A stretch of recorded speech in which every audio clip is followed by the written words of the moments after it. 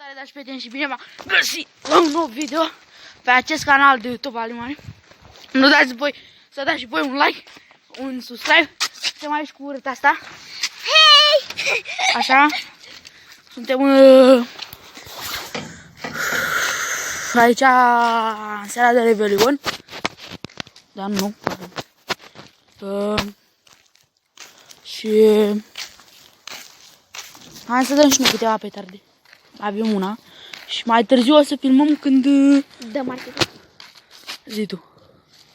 Dăm artificii sau și petarde. Unii deja dau. Totul e în regulă. Așa. Revenim după ce aia. După ce aia, da. Salutare la al doilea clip din seara de Revelion. Astăzi o să vă prezentăm instalații, oameni cântă cu petarde și alte chestii ciudate. Uitați cine a venit. Filmăm pentru canalul lui. Al doilea videoclip, da, din seara de Revelion. Astăzi o să arătăm instalații. Și oameni care dă cu petarde. Ca tine. Să vă arătăm aici nebunii. Da, dacă ar lumina, dă-ți-vă mai încolo. Deci, numărul 1, o nebună. Numărul 2, un dement. Da, haideți să mergem.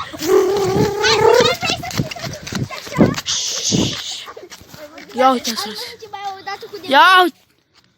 Arată-le și în partea. Ia uitați, fraților. Arată-le. Ia uitați. Instalații, etucu. Poți să dai de aproape. Și eu, da.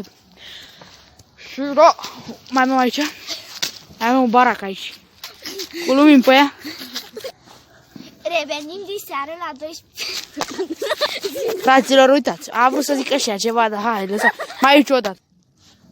Revenim din seară la 12 noaptea cu petarde la cele mari.